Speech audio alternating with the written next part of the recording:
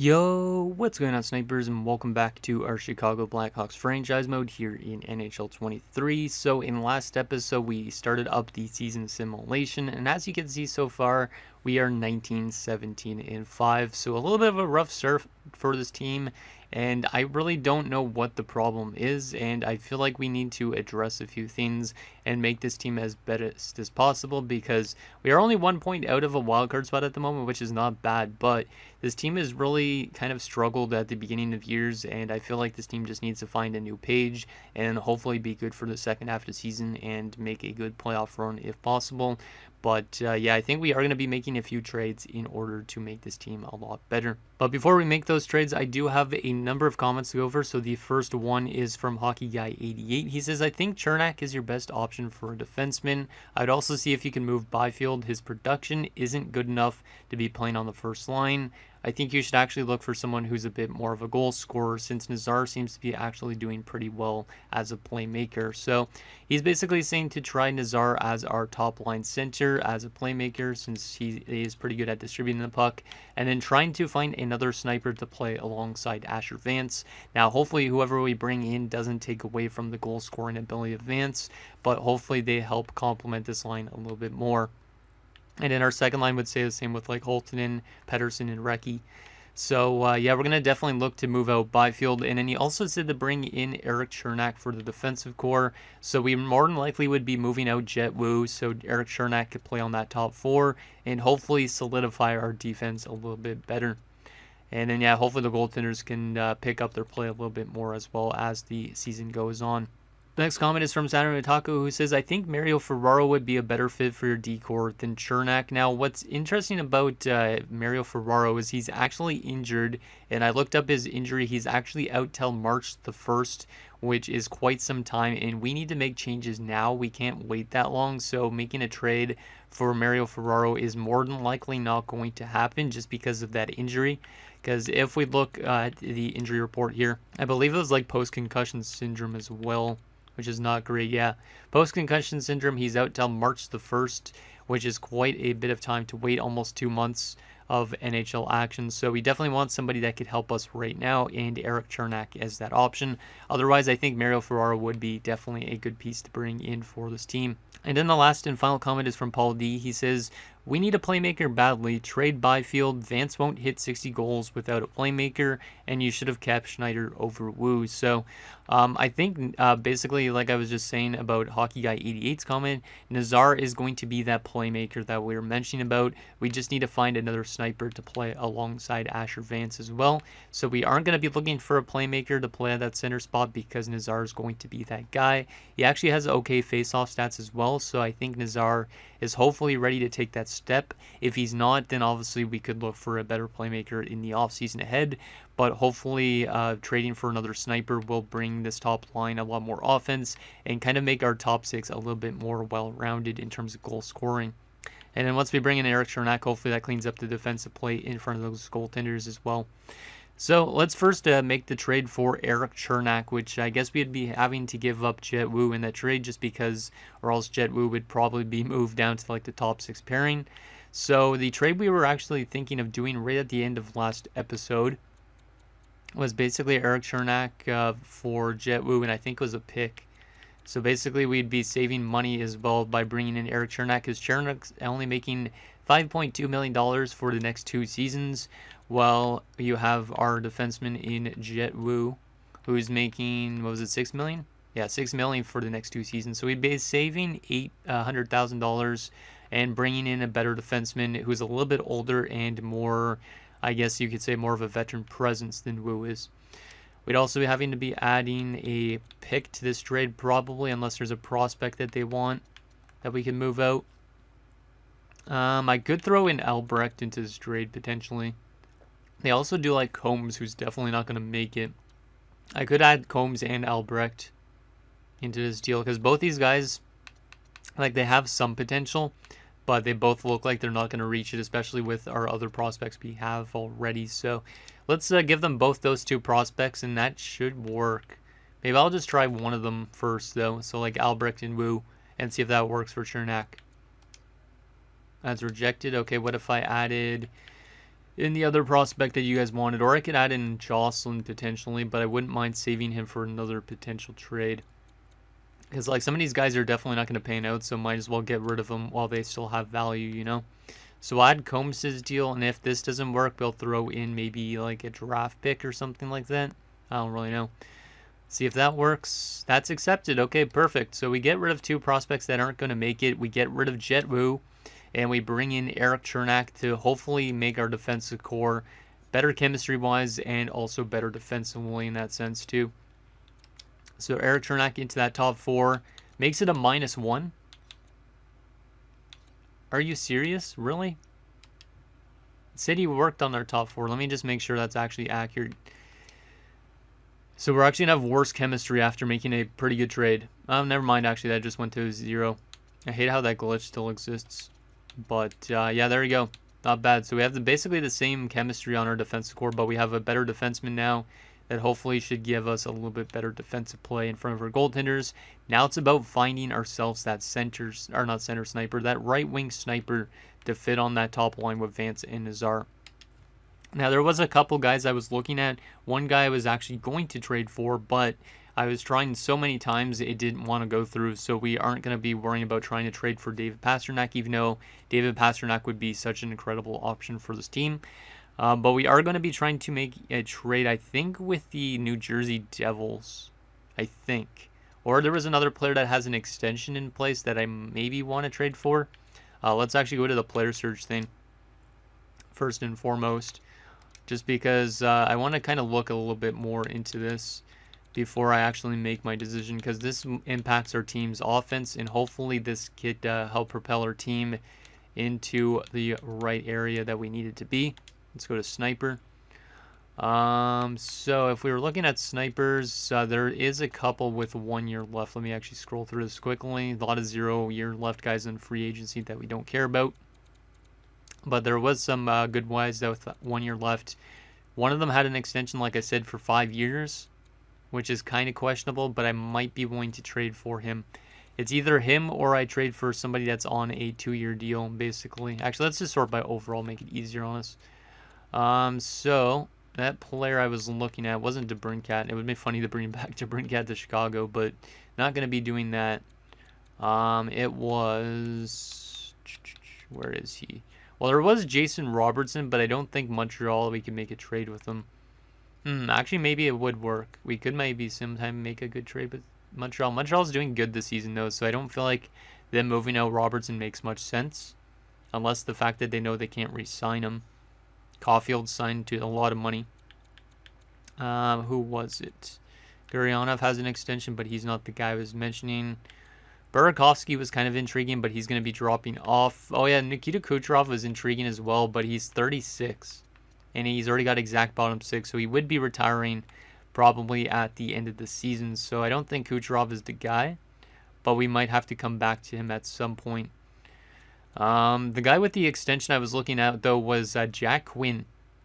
He's got an okay extension, like 5 years by 5.28. It's not bad for an 85. And you look at his shooting categories, they're pretty good. But I think Buffalo is doing well. We'll still look into him, I think, right now. So if I was to trade for Jack Quinn, Buffalo's actually not doing too well. What do they want? Let's see. We would have to give up Byfield, as we were mentioning. So let's go to Byfield. They do want Byfield. Interesting. We actually might be able to make something work. Buffalo would be over the salary cap, though, by a couple $1 million. So we'd have to take salary cap back, basically. So who's making a lot of money that's on a 1 year deal, basically? Let's go to 1 year, $7 million. I can't take that. Wow, most of these guys have multiple years left. Huh. Strom's dropped off a lot. We don't want somebody with a lot of value, though. Make sure to sort this by value instead. This is sorted by only centers. We want all players. Oh, there you go. No, it's only 1 million. CC's making $2 million. He's injured. He would be a depth defenseman for us. That wouldn't even be enough to get this trade to go through. Who else is making like $3 million to not do much? Because of the salary cap issue, I might not be able to make a trade for him. Unless we retain. Which I don't feel like I want to retain. Strome would make probably sense, but 32, I don't really know. I don't even know if that would get it done, would it? No, wouldn't. Yeah, we might not be able to make this trade work with Buffalo, which means I might have to go to the one we were looking at for New Jersey, which was to be trading for Brock Besser. Now, Brock Besser signed for 2 years, but he is older as well. 1 year left at $6 million for DeBrusque. I mean, that would get it to work, but his trade value is too high. No, it wouldn't actually get it to work. It'd be still over by a little bit. Okay, so I don't think Jack Quinn's, fortunately, the type of guy we could trade for just because of the salary cap issues with the Buffalo Sabres. Let's head over to New Jersey. They do not want Byfield, which is not great, but they are going to be getting Byfield regardless as part of this trade if we get something to work. They had Brock Besser on the block, who is still signed for one more season after this, but we should be able to get multiple things back with Brock Besser. And Brock Besser isn't going to be a long-time answer for this team. It's more of just a short-term answer to maybe save some cap and hopefully get the offense going in the right direction, you know. So Besser, what else do they have on the block? Do they have any draft picks they're willing to move? A second-round pick isn't bad. We'd have like 3 seconds for this year if we brought in another second-rounder. And then we could always use that at like a different trade at like the draft or something. Like we could take multiple second-rounders and move up if we want to. So, Besser and a second-round pick for Byfield. If that works, I think that's what I'm okay with. How's Besser's shooting? Still pretty good. This season, he's only got 4 goals in 40 games. Yikes. He might not be really what we're looking for in that sense. But he's probably not getting a lot of ice time. 17 minutes.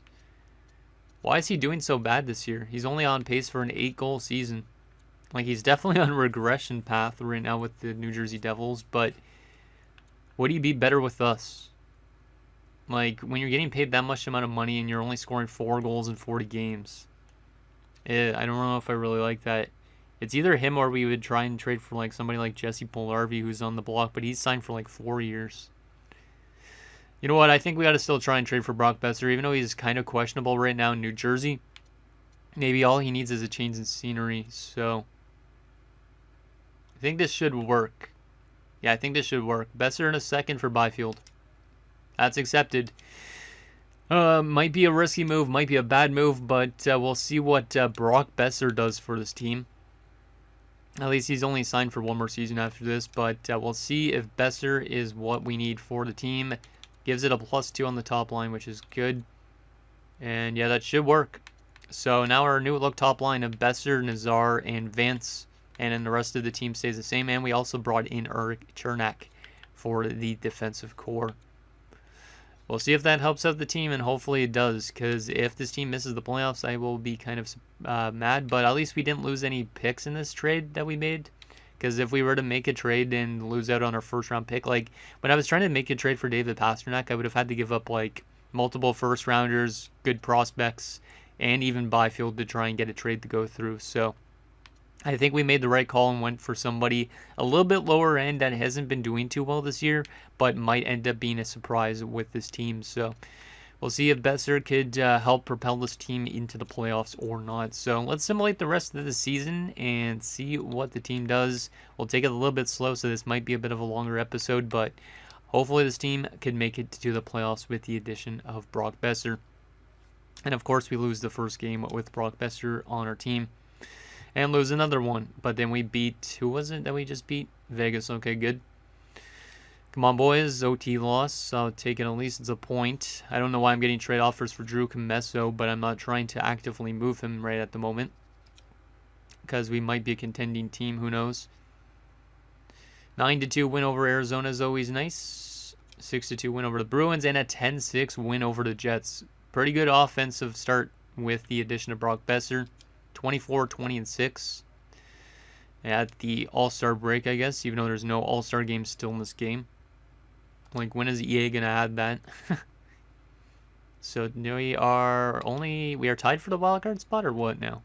Yeah, we're tied for the wildcard spot with one more game played in the two wildcard teams. But Nazar's up to 47 points now. I forget how much he was with at the start of this episode, but seems like he's already picking a lot of points up with the addition of Brock Besser. Let's go to March 1st and see how we do in this little month of February. 6-4 loss, don't really like that. If the team misses the playoffs this year, it's not the end of the world, but it's also kind of painful because this team should be a lot better with a guy like Vance. So, and also those trades we made, I did those out of trying to get our team into the playoffs. So, and hopefully out of the first round as well. 30, 23, and 6 or 7. We are starting to win games. That is pretty good. 64 points in 60 games for Nazar. So yeah, Frank Nazar is going off this year. So top line doing really well means probably Vance is scoring more goals now. Besser's probably helping out as well. If Besser scores more than 4 goals on that top line, we know that we made a good trade. Might as well get Besser while his value is low, you know. We are still in a wild card spot, which is interesting, but we got a guy that's over point per game. We might have multiple guys over point per game at this stage. But yeah, let's continue to simulate. Sucks that we had to get rid of Byfield in a sense because I did like that addition of bringing in Byfield early into this franchise mode, but he just hasn't really worked with this team as much as I was hoping he would. So 31, 23, and 7 a day before the deadline. Let's take a look quickly at our defensive stats. Our new guys. We aren't going to take a look at anybody else's player stats, only our new additions right now. So the addition of Brock Besser has been very successful for the top line. 7 goals in 20 games. He's also got 17 points. So yeah, Brock Besser was definitely a great acquisition for that top line in terms of the offensive production. Hopefully he can continue to help us out. And then the addition of Eric Chernak, how has that been for our team? Pretty solid so far, almost around the same amount of points in Tampa Bay. Only a +1 is not great, but he'll be better hopefully for us in the playoffs than somebody like Jet Wu will if we are to get to the postseason. Yeah, let's continue to simulate. I don't think I want to make any more trades this season. I just want to take a chance with the rest of this team. We made some trades. We've been propelling ourselves in the right direction since those trades. It's just all about getting into the playoffs now and hopefully doing really well once we get there. There's another win over the Calgary Flames. Nice to see. But yeah, hopefully Vance has another like 50-goal season in his pocket. Like he was on pace for 44 goals this season, so if he hits like 50, then he definitely had a better second half with the addition of Besser and also with Nazar moving to the top line center spot and Byfield being removed from this team. Let's go to the 21st, take a couple weeks at a time, just because we are still in that range where we could miss the playoffs if we were to lose a bunch of games in a row, which doesn't seem to be the case at the moment. Team seems to be doing pretty well. Losing a couple games this month, but bouncing back with multiple wins in a row is always nice. 37, 25, and 7. Pretty good. Where are we standings-wise? We are still in a wildcard spot, but now by 3 points at least in our own division and by 4 points in the Pacific. So we're in a pretty good spot at the moment. Hopefully that keeps up. Nazar's still over point per game. So yeah, Nazar's definitely breaking out this season. It's always great to see that Nazar is panning out. He is still signed for 2 more seasons, but hopefully he doesn't get a lot of statistical growth and then randomly just demand a ton of money in a couple years, because I'd like to keep that guy as long as possible if he could produce like that. Let's go to April the 1st, get a couple more games simulated. See if we could win more. Datsuk was already in the lineup, so that's okay. There's another win and another one. Rudy Pitton has been injured, so that's the goaltender prospect. Let's replace him. We do still have goalie prospects that we could potentially move out because we have like 3 goalie prospects. Eventually, one of them will take over the goaltending roles for either Jari or Komesso next season, because I don't know if we're going to let go of both of them. We might let go of one of them or both of them and then let some younger guys get in. Who knows? 40, 26, and 8. We are still in the wild card spot. We're 5 points up on the Dallas Stars, which is good. And we are also 5 points up on the San Jose Sharks, who we are playing in a few days. So we are pretty close to clinching a playoff spot, which is good. It was a rough start to the year for the team, but definitely has improved over the last little while. As our goaltender is back, we need Donald to be in and Pitton. Yeah, so you have way too much good goalie prospects. Like, Ratzlav, I don't think is going to make it, unfortunately. He's kind of capping out as an AHL starter. And then we still have Patterson, we have Pitton, and we also have Donald, who hopefully gets to the NHL at some point. Oh yeah, I forgot to mention that Hawks fan told me on Discord to call up Len Morris. I'm keeping him down there for now, at least, and he's a 79. So there is a chance maybe he gets called up for the playoffs, depending on how Rockford does this year. But yeah, we might have some guys that we could call up in the playoffs from the AHL, which is always nice. Okay, game, you really want to throw that at me, huh? Frank Nazar has been injured till April the 15th, so he was having a career season, and now he's going to miss the remainder of the regular season. Let's just go replace player for now. But that's still a big blow. We do win 2 games without Nazar. He will actually be back for the last game of the season, so that is really good. Did we clinch the playoff spot? Yes, we did. Okay, good. So despite the rough start to the year, the team is going to be making the postseason, which is always good. Last 3 games of the year, there's a shootout win. Stankoven's now been injured with a concussion. That's not good since we need depth in case of injuries. And now Nazar is back for the last game of the regular season. He's already been put back in. That's good. But hopefully Stankoven will be back soon. And we finished 46, 28, and 8 with 100 points on the season. Not too bad. And yeah, Nazar led the team in points despite missing the last 3 games. 75 points in 79 games is pretty good. The question is, how much goals did our boy Vance finish with? If Nazar had 60 assists and Besser was scoring goals, I feel like he should at least still hit 40, but who knows. But we're in the playoffs at least, so that is good news for this team for sure. Let's take a look at our team stats. Where did we finish in the entire league? We finished as the 12th best in the NHL, which is not bad. Goals for per game, we were one of the better offensive teams in 6th place, only behind Anaheim, who missed the playoffs, strangely enough. Montreal, Florida, Ottawa, and Winnipeg. Goals against per game wise, we were kind of mid-table in terms of goals against. Yeah, we were mid-table in goals against, so we improved definitely. Power play percentage, 21.6%, is one of the best in the entire NHL. Not a surprise when you have Vance scoring goals. And our penalty kill was pretty good as well, 86%. So, yeah, successful season for this team. We actually led the league in short-handed goals as well with 13 of them. We had 10 of them, I think, at the halfway point, so we only scored 3 more down the stretch. But still, pretty good season for your Blackhawks team. Let's take a look at these player stats. Oh boy, I'm seeing Vance. Vance had back-to-back 50-goal seasons, but first let's focus on Nazar and not get carried away by Asher Vance's brilliance that he's constantly had in his career. But Frank Nazar, what a year from Frank. 75 points, which is a career high by 13 points. He's been getting better every year of his career. So hopefully that is a good thing for signs to come. And yeah, hopefully he has a good playoffs. But Asher Vance, 50 goals this year, almost 400 shots on goal. God damn. Asher Vance is going to be a channel legend in the making. Back-to-back 50-goal seasons, up to 217 goals in 410 games.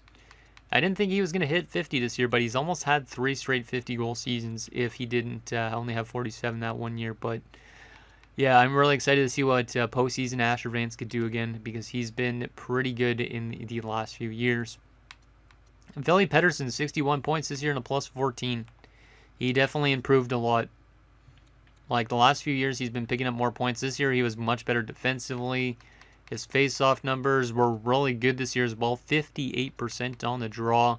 And he only had 50 takeaways, but still a very successful year from Philly Pettersson, and I am glad that he is signed to this contract. Even though he isn't really that elite player, he is still a pretty solid top 6 option. Kurashev, 38 points, not too bad. Don't know how long Kurashev is still here for, but he's the last remaining player almost on this team, other than Lucas Reichel, who almost had the same amount of points this season. Interesting. Zari, 31 points. Stankoven had 2 points in 6 games as a depth option before his injury. Olsen, 33 points. Bales, 32 points in his rookie season. Not bad. 23 goals. Love to see it. So Bales is a goal scorer, pretty much. So we definitely got to hold on to him. Put him next to a good playmaker, and maybe he'll score a lot of goals. Yeah, I really like that. Little had 29 points on the fourth line. Obviously, he's not the best defensively, but he was a -14 this season. Helped out a little bit with the offense, and that is always great. Holton at 63 points, not too bad considering he was playing second line as well this season. Definitely a big regression going from the top line to the second line, but still successful season for Casper, and he is still locked up for 5 more seasons. Besser had how much with us? 13 goals and 17 assists for 30 points in 41 games, and he was a +8. Yeah, so the addition of Brock Besser definitely helped out the offense on that top line. The question is he going to be able to help us do that in the playoffs as well? Recchi, 45 points. Pretty good, and a +16. Really good. So Recchi is definitely helping out this team a lot. 85 points in his career already, and he has yet to hit 200 games. I am very excited for Connor Recchi to continue his development. Looking like a pretty solid player, especially defensively. Like, look at that takeaway numbers. 123 takeaways this year as a winger. Love to see it. His ELC comes to an end this year, so I will probably try and lock him up for 8 years because obviously I like to lock up a lot of the age-generated guys as fast as possible. Makar actually had a really good season. He was kind of questionable defensively at the halfway point, but the second half, he picks up 74 points this year and a +17. That's exactly what we brought Makar in for, and he had a good year. 41 points from Brunstrom is also pretty good and a +16. Korchinski hit 40 points this year. That's pretty good. Glad he's still locked up for a couple years. Datsuk, 19 points in his rookie season and a +1. Not bad. Bolduc, 18 points, -4. And Eric Chernak with us. Played 41 games, had 6 points, and was a +2. Not bad. Goalie-wise, Jari was really good this year. So Jari's going to be the starter in the playoffs for sure with that 916 and a 264. But Camesso, this might be his last year with this team. Not liking those numbers. He might randomly get chances to play in the playoffs too, depending on how Jari does. But yeah, Camesso might be almost done here in Chicago. Let's take a quick look at teams around the entire league, just because I'm curious on that. Wow, geez. Connor Bedard, 120 points this year. Barkov, 116. Rantanen, 112. And Connor, 108. Damn, that top line is Rantanen, Connor, and Bedard. That is nasty. And they all had over 108 points. McDavid was up there. Stützle was up there. Damn. Best goal scorer this season is going to be Patrick Laine, just beating out Vance and Barkov, unfortunately. So Vance isn't going to get a Richard this year, but he was very solidly close. He was one of only 350 goal scorers. Let's take a look at Selke potential candidates. Takeaways, face-off numbers. Elias Lindholm might be the guy. A 55.6% on the draw.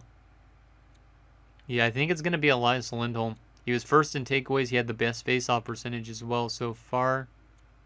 But Barkov had a better face-off percentage by 0.1%, but way less takeaways.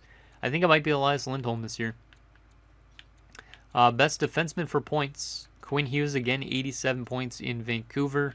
Cale Makar was actually second in defensive points, so that's great to see. Shabbat up there, Ekblad, Drysdale, Chikrin, and Theodore, and Morrissey, all with 60-plus points. Best goaltender for wins. Andrei Vasilevsky with 47 wins. Jeez, at 35. Most shutouts, Igor Shesterkin with the Penguins, 11 shutouts. Best save percentage by a starter, Vasilevsky with a 925 through those 73 games. God damn. And best goals against average, Vasilevsky in the entire league. Damn. So yeah, Vasilevsky is definitely getting that Vezina. No question about it. Best rookie this year for points was Sylvain Parks in Montreal. Marek Bliznik as well for Montreal was up there. So Montreal with a couple of really good rookies this year. Spencer Lee, Gavin Del Monte, Bales was up there. And the same with Little. So not too bad on that front. But let's take a look at rookie goalies for fun as well, since I never really take a look at them. This guy was actually pretty good. I don't think he's going to win the Calder, but some solid stats from this Matthew Addison guy, who was medium elite that went in the second round. So there is the player stats. Actually, let's take a quick look at the AHL team because I am curious on how our good young prospects did down there in Rockford. So we'll start off with goalie prospects. Doesn't look really good goalie-wise. But defensively, Len Morris led Rockford in points. That's interesting. He might end up getting a chance to play this year in the playoffs. We'll see. But he was a minus 16. Somehow those guys were badly minus, and then these two were really good plus minus. Yuri Ovechkin in his first season was pretty good. 22 points, 13 goals, and a plus 16. Only 4 penalty minutes as well when he has like really good hitting stats. So he's a guy that could throw hits, but he's also very disciplined, which is interesting. I don't know how disciplined he's going to be at the NHL level, but that's impressive. That is impressive. What other prospects do we have down there that are important? Bobkov had 50 points, not developing really much more, it looks like. And that's pretty much it. Okay, so that was player stats down there in the AHL. Let's take a look at who we are playing in the first round of the playoffs, and then that'll be it for this episode. More than likely, playoff episodes will be pre-recorded, just a heads up on that front. We're going to be taking on the Edmonton Oilers, which means we're going to be facing Connor McDavid in the first round. We do not have home ice advantage. Edmonton is 9-1 in their last 10 games. Yikes. First, let's take a look at what they did during the regular season in terms of like goals for and stuff. And then we'll take a look at their team. Let's go to Western Conference to make this a little easier. So they were the second best team in the entire Western Conference, only 3 more points than us. They scored 278 goals. We scored 283, so we were better offensively. They were better defensively by quite a bit. We were better on the power play, and they were a little bit better on the penalty kill by 0.2%, but we had way more shorthanded goals. Let's take a look at what this Oilers team looks like. I don't know if Chicago and Edmonton ever played in the playoffs against each other in NHL history. Seems like a playoff matchup that never happened, but maybe I'm wrong. Maybe way back in like the 1980s or something. Okay, yeah, this is going to be a tough task for our team for sure. Draisaitl and McDavid obviously really good players, but Yamamoto is getting some statistical growth more than likely because he's playing with them. Then second line you have Jesse Ylonen, who, wait, what is it pronounced as? I've heard him pronounce it a different way, but I think it's Ylonen still. I don't know, I'll say Ylonen. There's a Finnish pronunciation for that, but Ylonen's there with Ryan Nugent-Hopkins and Mikheyev on that second line, so very average second line, kind of like a third line more. Their third line, though, does have Boquist, Waugh, and Schwint, and a fourth line of Cotter, Pinto, and Smith. So that offensive core, despite McDavid, it's basically a typical Oilers lineup. You have McDavid and Draisaitl, and, well, I guess you could add Yamamoto to that mix, but pretty much a average bottom 3 lines. So we got to shut down McDavid and Draisaitl and Yamamoto basically on that forward core, and then defensively, they're pretty solid, actually. That's not a bad defensive core. Nurse and Bouchard, Foote and Miller, and then Broberg and Ronnie Attard. Yeah, that's actually not a bad defensive core.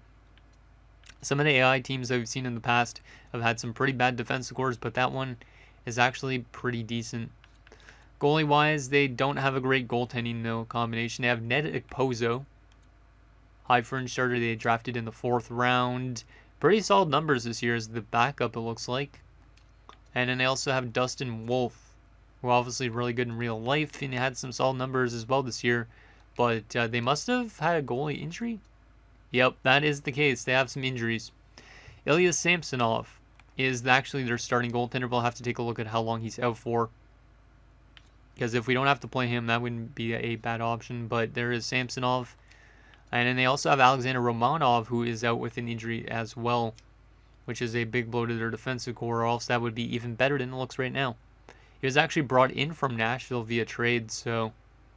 And wow, he was a plus 21 in 19 games with the Oilers. That's unreal. Kevin Ball as well as there, and Jonathan Lekkerimäki. I don't know how it's pronounced, but there you go. Yeah, this team's actually pretty good. I can see why they simulated good defensively, because once Romanov comes back, yeah, that's pretty good. Let's take a look at how long those guys are out for, and then that'll be it for this episode. Hopefully they're out long term. And, okay, yeah, Romanov just recently got injured, so it's pending evaluation, so He could be day-to-day. He could be out the entire round. We won't know until we play probably a few games. Samsonov will be out this entire round, which is good for us because now we'll have to face a backup goaltender. But who knows, backup goalies sometimes simulate really good in the playoffs. So can't say that they're going to be a weaker team without Samsonov. But anyways, guys, that's going to do it for this episode of our Chicago Blackhawks franchise mode. So next episode, we'll take it to round 1 against the Edmonton Oilers as we look to win our first round matchup and hopefully get back to that second round and beyond. Hopefully, Asher Vance can carry this team to a good long run. Let us think down below, and I'll see you guys next time.